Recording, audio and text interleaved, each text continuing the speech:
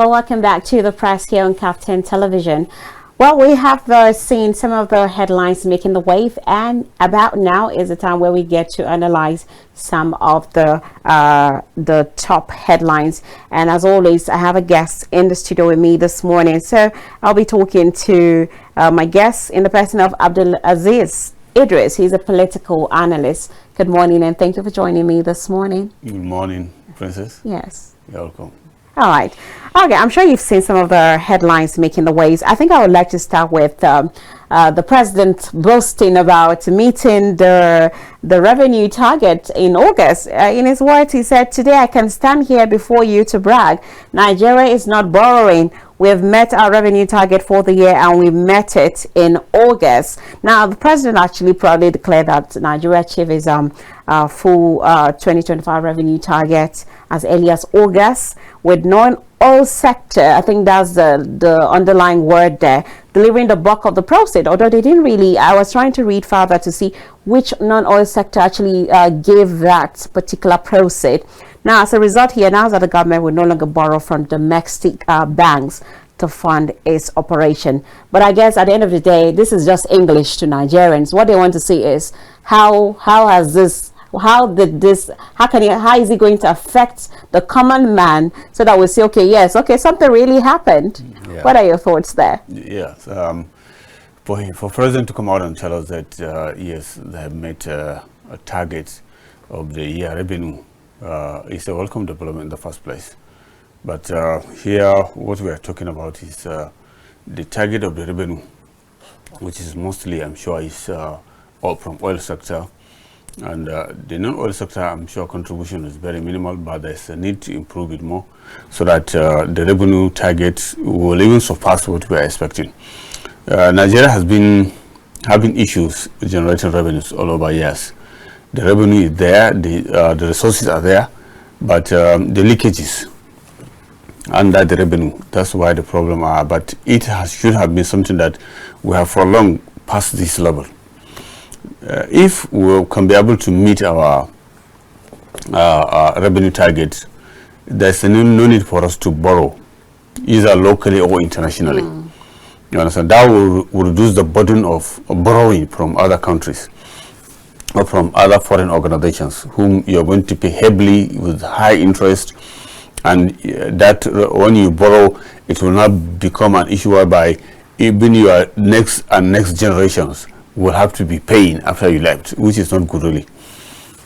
So now, what the president is trying to tell us here is that they want to focus on non-oil sectors like agriculture, local mining that we have.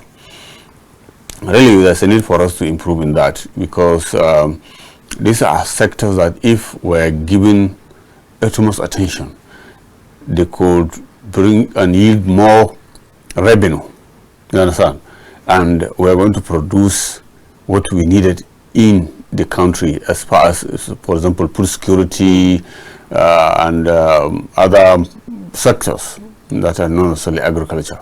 We need to really improve in that. So the president, really tried for them to meet that target, but I'm sure that target, being that is from oil, still the president needs to do more to ensure that those leakages and corrupt practices in the oil sector should be blocked entirely. That was when the revenue target will be doubled, if he can be able to achieve that. Okay. All right, let's move away from there. Still in politics, though. The PDP National Executive Committee, NEC, has scheduled the elective National Convention for November 15 to 16, 2025 to be held in Ibadan, your state. Now, this move signals a strategic bid to sort of unify the party and rebuild momentum ahead of the 2027 election. However, the Wike camp has given an ultimatum, I think about 6 ultimatum, that before this will happen, this and this must be done. I'm trying to see if I could get some of his 6-point ultimatum. Yes, it includes the fresh congresses in certain states. He's demanding for that. He's also demanding for new zonal congresses and changes to micro-zoning rules, as well as warning the convention will be invalid if these ultimatums are not met. You know, Wike has always been a one-man squad. What would you say? What would you say? And then there's a talk that the PDP saying that they don't want to sanction him and others now, that they'll possibly do it later. But Wike has actually been a thorn in so many of their flesh, and we are expecting, a lot of people are saying there's been Wike has really done a lot when it comes to anti-party activities and all that, you know. So people are wondering, why has he not been sanctioned or possibly removed from the party?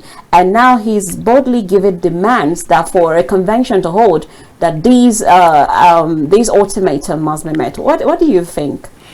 Well, you see, politics has now become a game of interest. You understand? In every setting, in every party, where you see people have different interests, individual differences, party interests, understand? All those things combines to make a party. People from different regions, from different backgrounds are there. So, as far as PDP is concerned, I'm not a PDP member, but what happened is, what I'm seeing is Wike has become a kind of pillar in PDP that he's like indestructible. There is no how you can just come overnight and say you want to send him out of PDP or you want to do something without him. The reason is, when all those people talking now, Wike has been there. He's solely been ponding this party for quite a long time. I know most of his grievances was because maybe in the past he wasn't given the slot of vice president when Atiku Abubakar decided to run in 2023, Abi. Yes. So which he later shifted his allegiance and alliance to President Bola Ahmed Tinubu in APC.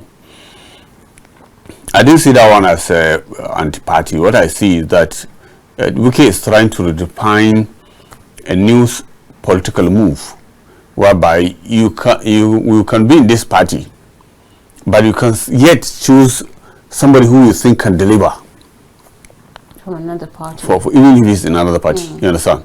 So that one give him a chance to have a control of the party, because those who are having the party before him have neglected the party. They have not been putting the party in a better and a proper place where it's supposed to be all that while. So he's the one having the party at that time. So just somebody cannot come overnight and say, I'm collecting the party from you. Well, don't forget, he has already put his structures in that party. I don't think there's anyone among them who has a formidable structure that he built inside the PDP party as at now, other than Wike. Any other person will come second, but he's the first. So, being that he has already had the upper hand, that's why you see he insists that this is a national secretary and you have to go by him. They try all their ways. It couldn't work until when they come back to what he says. He said zoning. It has to be zoned. They went round, do all what they can do. Still they come back and said, yes, okay, let's agree, zoning. Now they want to have a convention. The convention that they are talking about now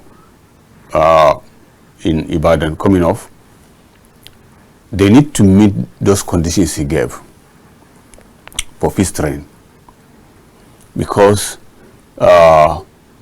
Wike has become someone who you can't just do away with as far as PDP is concerned. In fact, as far as Nigerian politics today, it is. If I call him a pillar, so he's too small, but he's more than that. So they have no option other than to work with him if they want that party to progress, and if they want that party to produce a president in 2027, which for him, what I'm saying, being paying allegiance to President Bola Ahmed Tinubu, I don't think from the UK camp that they have any plan to say we are bringing so person.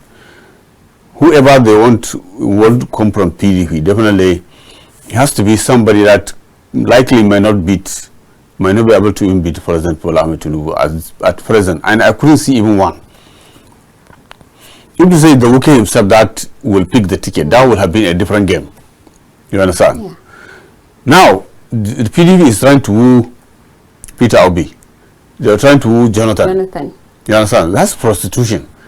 You should have just gone for one straight person and leave the other. Okay. Don't forget, Atiku is one of the founding fathers and one of the greatest pillars and embodiment of democracy as far as PDP is concerned. Wike, with his political prowess, he was able to send away Atiku from that party single-handedly, because the man knows he knows the game. You understand? Sure does. In politics of Nigeria, if you don't know the game and if you are not aggressive, before you know, they will push you away. That's what Wike is very aggressive, and he has a target and he's focused. He must achieve his target. That's what most of our politicians doesn't have. They play lackadaisical attitude. That's what happened in Atiku case.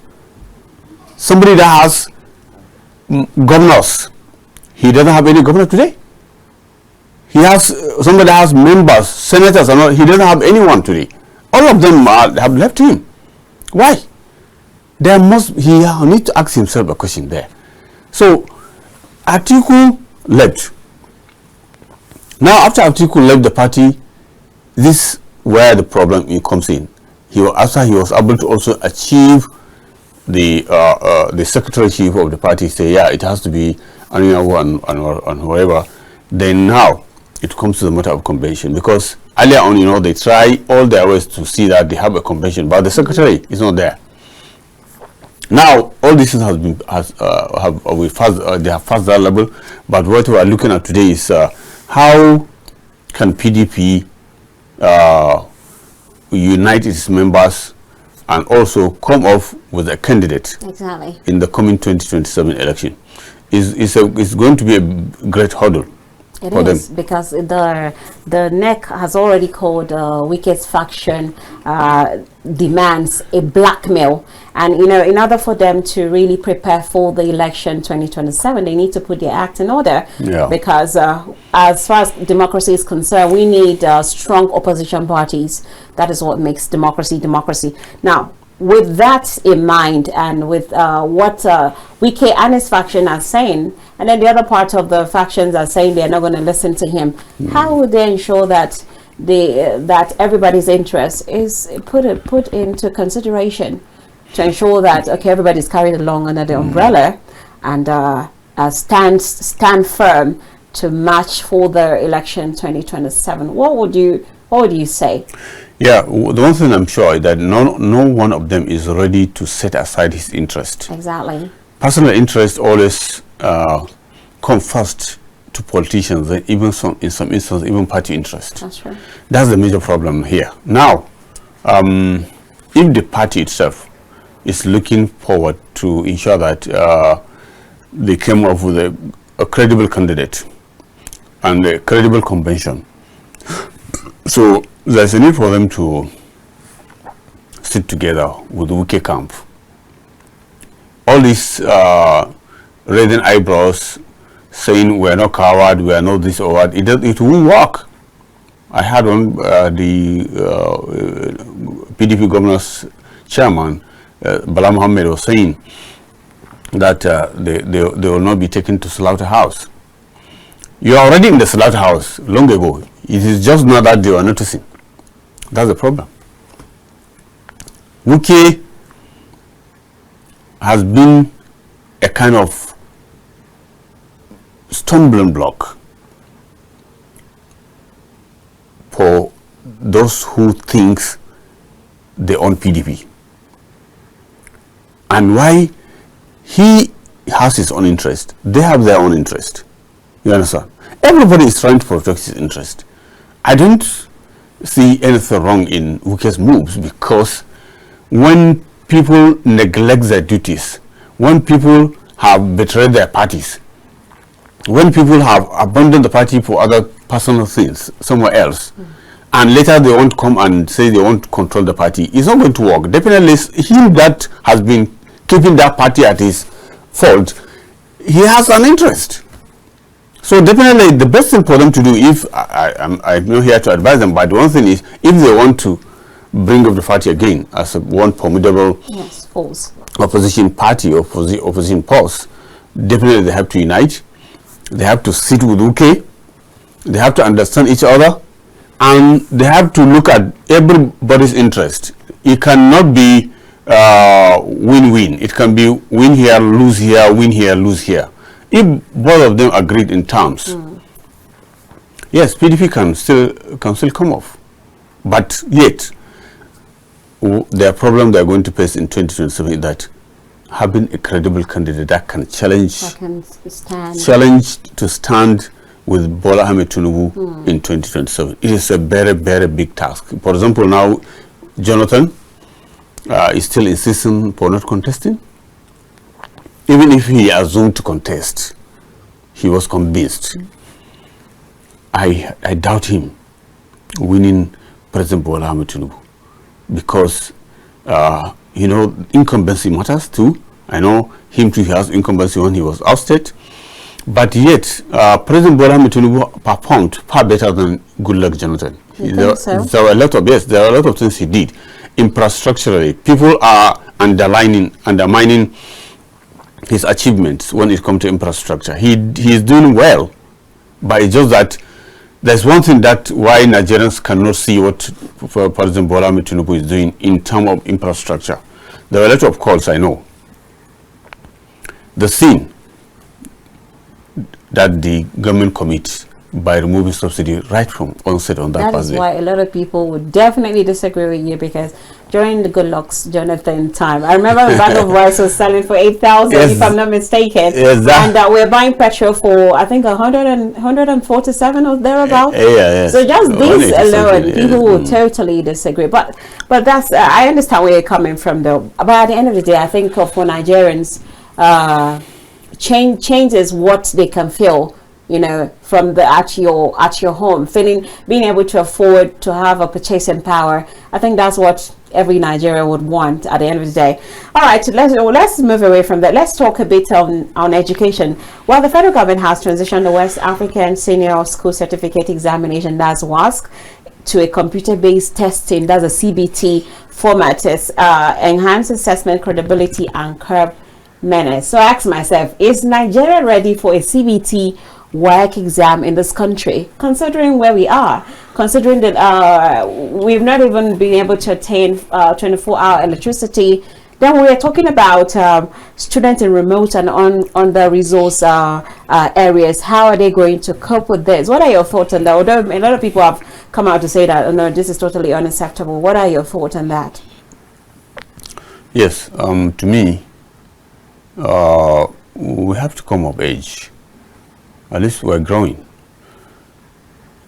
Nigeria from independence today is, I think, 64 years. We celebrated 64 years some months back. I mean, we're yet to. We're yet to 65. I think we're 65. We're going to celebrate just next month. You see, at this age, even countries that are not as developed as Nigeria, countries that are not as economically viable as Nigeria, have reached a level whereby in education or education-wise, they have achieved a lot and they have made changes. They work with the time. The time now, we're in computer age. Don't forget, we're in 21st century. We're in 21st century. We cannot be looking back to 19th, 18th century way of doing examinations and education system. There's a need for us really to change. That change from the olden days way of doing exam to a new way will pave way for educational development and progress. I knew, as you mentioned, we are having problems in terms of electricity. We don't have adequate electrical supplies. We don't have maybe even the computer in some areas. Maybe in some schools, in some government schools, we don't even have as little as chairs for students to sit on. Yeah, there's a need for us to come up, especially now that we're having huge revenue. There's a need for us to change our pattern of education. Our schools need to be rehabilitated, rebuilt for better. This CBT is something that is computer based. I could remember years back during the Jonathan, before even Buhari, in NCC there's a program they call School Access Program, which they launched long ago that time, which gives an opportunity to ensure that in every school, especially secondary school, they are doing it region by region, due to, geographical zones. They're doing it. So they have been equipping schools with that CBT centers. And why they're doing it, I'm sure, because they want to ensure that they focus that at least time will come whereby all these WAEC, West African School, NECO, and all that, they will change from the conventional way of doing it to the new modern way. So, in that regard, I think we are coming of age. We need to make changes. The only problem was the power issue, which and the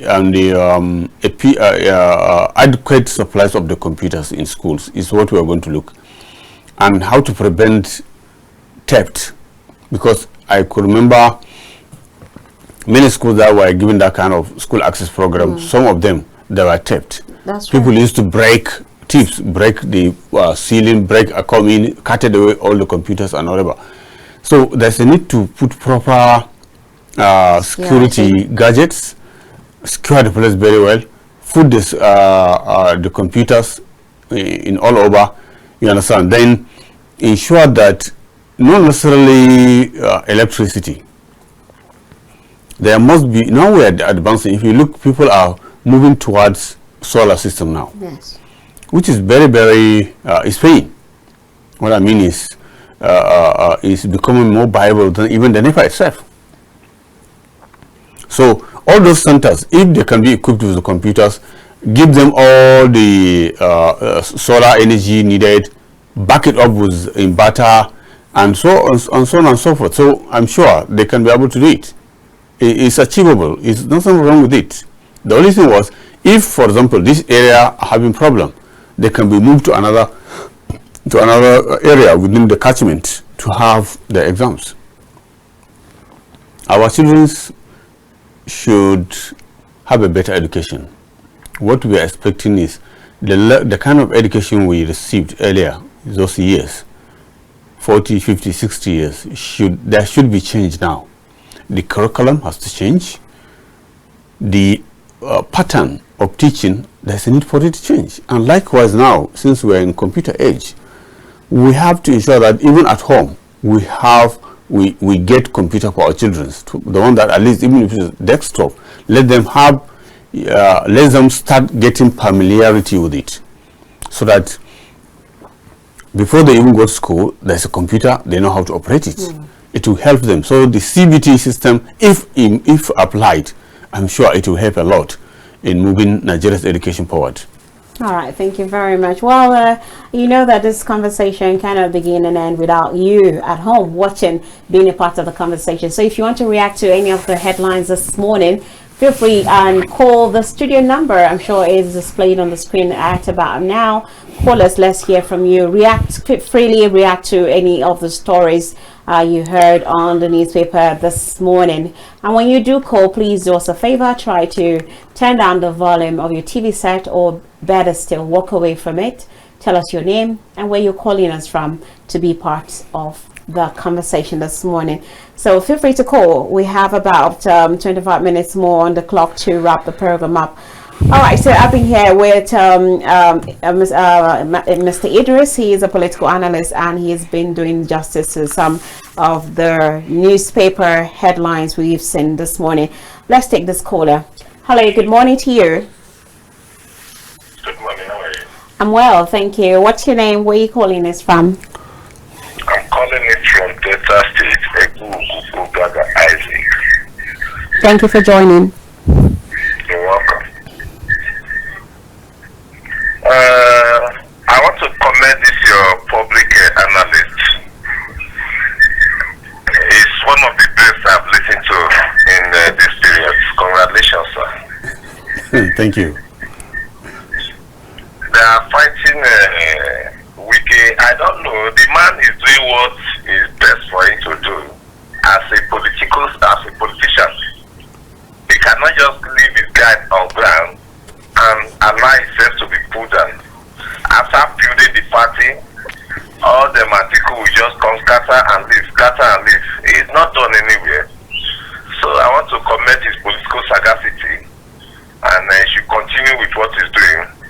At the end of the day, we are sure everybody, the party, if they are ready to work and make progress, they should listen to most of those his demand is making. Okay. Thank you very much. Thank you too. Do enjoy the rest of your day. All right, welcome back, and apologies for that. All right, we're still open to take your calls this morning on the press here on Captain Television. I am Princess, and yes, I do have a guest in the studio, political analyst in the person of Abdulaziz Idris. So, like we said earlier, feel free to call and react to any of the stories you've listened to on today's headline news. All right, so like our last caller said, he sort of aligned with what you were saying concerning Wike and his stance. Let's take another caller here. Hello, good morning to you. Good morning. Good morning. How are you? I'm well, thank you. This is Captain Hausa, Captain English. This is Captain English. Yeah, please bear with me. Let me get the headline. But I had Captain Hausa making a headline that before we communicate, they have already they are waiting, but we could not get it right now. That's why. Bear with me, please. Okay, no problem. Please. What's your name and where are you calling us from? Okay, that call drop. Okay, do well to call us back, okay, if you want to make a contribution. Alright, we're still taking calls here. Our phone lines are displayed on the screen, so feel free to call to react to any of the stories. Hello, good morning to you. Good morning. You're welcome. Please turn down the volume of your TV set or walk away from it. Good morning. Good morning, can you hear me? Please turn down the volume of your TV set. Okay, let me do that. I'll do that now.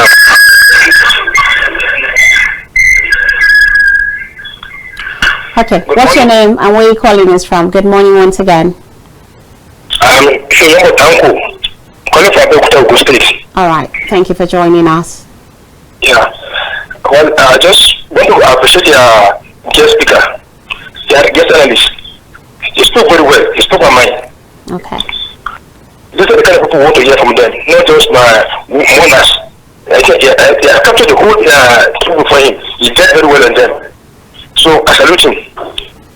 Thank you. So my token contribution is on education. I think we should go to digital now. We should move away from analog to digital now. Nobody is waiting for us. No shadow is waiting for us. We have to go back to about complaining. No light, no this, no person. I think we should go home. We should start somewhere. Okay. We should go digital. We should leave analog system. Thank you. That's your contribution. Thank you too for being a part of the show. We do appreciate you. We're still taking your calls because we still have some minutes in our hands for you to react to any of the stories we have taken this morning on the paper headlines, either the one that we've analyzed or the ones we didn't touch. Feel free to just react to any of the stories. Hello, top of the morning to you. Yeah. Yeah, I've just come back, please. Good morning. Good morning. Please, I want to chip in on the issue of the PDP convention. Okay. Yeah, I heard your guess, all his analysis. They have already speak the mind, they speak the reality on ground. But the issue here is that what did Wike wanted to achieve? Is it not what people are complaining that they want to make Nigeria to be one-party system? That is the point. Why is he somehow? What he did not become from PDP to APC, and he don't want PDP to succeed. I'm a member of APC, but the way this guy is doing his thing, it's like he don't want peace to reign. What people are saying that the APC or the Tinubu regime, one leadership wanted to make one-party system in Nigeria. Even a promise to the people will understand where he's heading to. But what we are saying, the reality on ground is PDP, we should allow peace to reign in this country. What we see a single person creating problem from here and there. Why he doesn't even want peace to reign in this country? And Tinubu is watching him as a president, fitted president on the of Nigeria. You are looking at this, what this guy is designing, creating problems from here and there, and you don't want to peace to reign. He should be very careful with Tinubu. I'm telling him categorically, Tinubu will use him and dump him. They have been using most of our leaders and dumping them down. That is exactly what Marafa was saying. These are the things that's going on. But in a nutshell, we only pray that God one day, they say 99 days is for 18, but one day it's one of the house. I wish you all the best. Thank you. All the best too. Thank you. Hearing divergent views on Wike's stand. Okay, still taking your calls. Feel free to call and react to any of the stories this morning that made headlines on our Nigerian papers today. So feel free to react to them. All right. I am going to sort of we didn't discuss this earlier, but while we were waiting calls, the number of ammunition that was gotten by the customs officer in Oyo State is alarming. I don't know if you saw that story, and you ask yourself, how are these ammunition getting into the country? But before you respond to that, let me take this caller. Hello, good morning. Yeah, good morning. You're welcome. What's your name and where are you calling us from? My name is Pum Kabagwas. I'm calling you from Makodi. All right, thank you for joining. Good morning to your guests. Good morning, sir. Mr. Abdul Aziz. Thank you. Mine is just a question straight to you, please. What is antipathy? What is considered to be antipathy? Please, I want you to explain to me. Probably I can expatiate on what I believe or what I think or what I read as antipathy enshrined in most of the constitution of the political parties. So I don't know if you can just explain to me what is antipathy or is what we can. Oh, let me just hold it. Let me rest my case. Please help me. Let's hear from you. Okay, if he wants to know what is antipathy, which I'm very much sure he knew what it is, but antipathy is like someone being in another party but playing the card of another party in another party. That is antipathy. You understand? Here there's a need for us to expatiate, as he said. If that antipathy is doing is for national interest, you understand? Yeah. If it's something that will bring development, will bring good governance, I don't want to see it as or view it as an anti-party. I would like to see it as a national movement. You understand? That's my own understanding, my own opinion. If somebody is doing it based on personal interest, and that personal interest only lies within him, it's just for him to make gains, to get things, on some materials or whatever, then that was what should be termed straight ahead as anti-party, because he's only looking at his personal interest. But maybe he wanted to know Wike's own side of the so-called maybe people looking at as an anti-party, to me, I don't see it clearly as an anti-party, was because what Wike discovered in President Bola Ahmed Tinubu is what makes him to still remain in PDP. Meanwhile, he works for the success of the president in the next coming election, because to him, he couldn't see any credible candidate other than President Bola Ahmed Tinubu. That's why. So to me, really, anything anti-party, if it is based on personal interest, then we can build as anti-party. So in the case of Wike, you don't think it's personal? No. Wike he's a kind of if you look at him, he's someone that is focused, and he goes straight to what he wants, what he targeted, what can bring about good dividend of democracy to his people, to Nigeria as a whole. You understand? Yeah. Look at what he's doing in FCT. Even his enemies must commend him for doing what he's doing. Assuming all the ministers are doing like him, what do you expect? Nigeria would have been a changed country. All right, thank you. I hope that answers your question. Let's take another call. Hello, good morning. Let's take another call. Hello, good morning. Yeah, good morning. You're welcome. What's your name and where are you calling us from? Kumar Gwagwas, that is back. Oh, okay, you're calling back. Yes, I want to add up to what the guest in the house said. All right. He said he considered Wike's activity as not. What happened? Line went off. Okay, so sorry about that. Okay, so I apologize. Do well to call us back if you can. All right, back to the arms and ammunition that was what's the word, by the customs officer. Now we're talking about over 4,000 arms and ammunition in the southwest part of the country. So what do you say is happening here? Having that much cache of ammunition entering the country every day, which is of course fueling the insecurity we're having in this country. What do you think? Remember also that RFI has pointed accusing fingers to the government as sponsors of banditry and terrorism in the country. Some say that that the APC government is fueling terrorism as their way of campaigning. What are your thoughts with regards to that? Yes, you see, this is a backlash of the use of both kinetic and non-kinetic approach to solve the insecurity in the country. In the process of kinetic,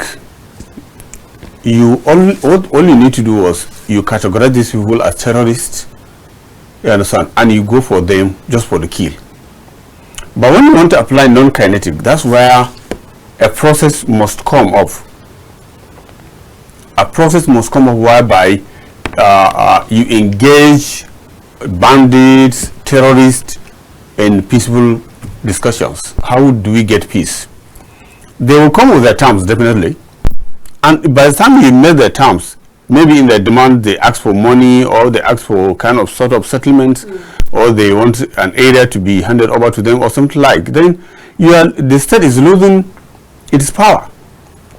The state is losing its own authority, you understand? So about the catch of arms we are seeing, this is not the first time. It's not. And what will interest others, Nigerians, to know, these arms and ammunition you see coming into Nigeria, the money funded to get those things into Nigeria were not money from any personal pocket. Were money diverted from the either federal or state purse. Nobody will move his money to buy any arms. It's the same money that Nigerian government has budgeted or something like. Some people diverted because anything you see in government, people every day quoted Sani Abacha on this, that he say anything you see, any insecurity you see in the country after more than 48 or 24 hours, he said government people are involved in it. The government must have hand in it. That's what he says. And if you apply that one, you see that yes, it's true. When Abacha died, when they set up Opucha panel, the inquiry in the Oputa panel has given us a direct answer to what Abacha has said, has vindicated him that you see his security agents around him, the so-called Gorzo at that time, Al-Mustafa, and the cycle, that cycle, they were the one concocting all these things. In some instances, there are people that are involved somewhat either direct or indirectly that indicate that yes, they won't doing. The president may not even know. They won't tell him. That's the problem we are facing. Today, they will cover up everything and give it to Tinubu and said, we are doing non-kinetic, you need to give us money. They'll pocket more than half of that money. Some of it they will give, the more you give these bandits money, the more you empower them. Of course. That's the argument of Irifai here. And his argument is that these people are not sincere, they're not faithful. Even if you try non-kinetic with them, non-kinetic approach, it will not work. The moment you give them an opportunity for any approach, any approach other than to kill them, then you are giving them more space to terrorize communities, to kill people. So he always say no, don't dare do that, because he himself has tried that. He say it's failure. The governor of Zamfara State, the former governor of Zamfara State, Matoli, has tried that. It didn't work. He gave them all what they needed earlier on. Gave them vehicles, gave them even the money in settlements. But the next thing is they attack communities. Exactly, it never works. That is why. It never works. That is why even negotiating with terrorists is a no. It's a no-go area. We should entirely forget about that side. Non-kinetic will not work. Yes. The more you give them a chance, the more they grow their wings. And giving them ransoms is one of the major problems, whereby you see that catch-up arms coming into Nigeria. They know their ways. They do. Look at, it's not my saying, even the National Security Advisor last year, I think earlier last year, he admitted that most of these arms that you see with these bandits are either from police or from army, particularly army. The Nigerian army generally, not only in Nigeria, they used to operate something so-called look like occult or something. You can't easily understand their position when it comes to these kind of issues because of the material gain. Look at their budgets. For example, this year, 4.19 or 4.16 something trillion. If I stand to be corrected. So with that budget, what do you expect? The more you fund defense and security, to me, to my own understanding, the more new bandit groups, the more new insurgent groups, the more new Boko Haram will be resurging. That's who fund them?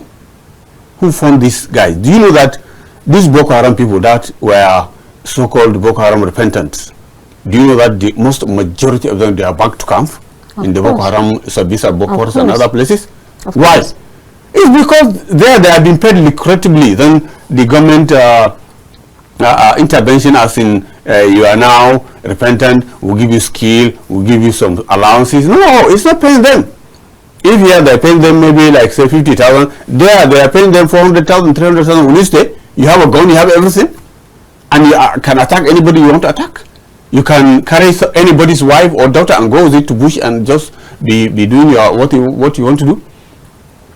Look, we have to call spade a spade. This thing has to come to an end. If you wanted to end this insurgency, in some instances, I agree with Irifai in that.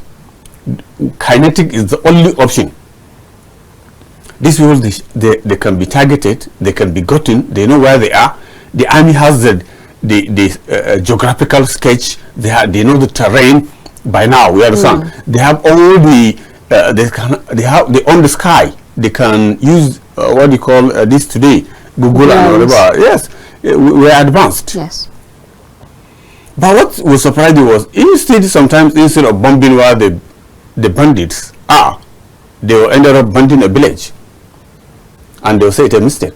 It has happened several times. You understand? Now, if Turji and others can make calls, is there any call that is not be recorded in Nigeria? No call. These people are, they use call, they use video, they put it on TikTok. Exactly, they do that. Put it on Facebook. Haba, princess. We are just playing. Indeed. I don't agree with the military, Nigerian military, on this matter. To me, if I can see Bola Ahmed Tinubu today and he will heed by my advice, I will say he should send all armies to barrack. Let police handle this matter. It will come to an end. You think so? I'm telling you. Okay. We didn't see result. Obviously, we've not seen result. The fight against insecurity is insurmountable. And they are undermining his effort.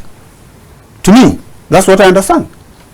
All right, with that, it's already 10:23 and we wrap up at 10:25, and I want to really appreciate my guest who has spoke and learned out concerning some of the headlines today. So I'll just give you another minute to maybe a parting shot as we wrap up the program this morning. As I said earlier on, okay, let me just talk about the educational part. That's where we you see, we really, as I said, we need to come up of age, because by now I knew there's a technical deficiency in terms of the way we conduct examinations. The power supply is at this point is very, very terrible. Even at this point, it is. President Bola Ahmed Tinubu should do everything possible to ensure that Nigerians get power. Electrical supply, electricity is the bane of development. I mean, it's the bedrock for development. If we don't have electricity, there is no how even our entrepreneurs can develop. Yes. I'm a market leader, and I have seen how a lot of our entrepreneurs are lagging behind because due to the lack of power. They cannot own generator because it's very costly. By the time they produce, it will be very costly. They might not get profit, you understand? So even bringing it into the market, it will look something else. So both education and entrepreneurship, we need power, electricity. This discourse and discourse are inefficient. Let me just put it that way. President Bola Ahmed Tinubu should do something. I heard last month or earlier this month, they said they want to sell some of the discourse. I think they should look inward and outward on that matter. Okay. Electricity is the bedrock of development. We should not play with it. Now, you can see in FCT, discourse have become something else. As just like they want to come to your house and rob you money. You didn't. A lot of things has happened. All right, thank you very much. I've been speaking with Abdulaziz Idris, a political analyst. Thank you so much for availing yourself the time to join us today on the press. We do appreciate it. Thank you very much. And to you that listened, thank you for being a part. Thank you for sitting and watching. Always stay tuned to Kaftan TV for more news and updates. I am Princess Ekeze Okoli. Do enjoy the rest of your Wednesday. Bye for now.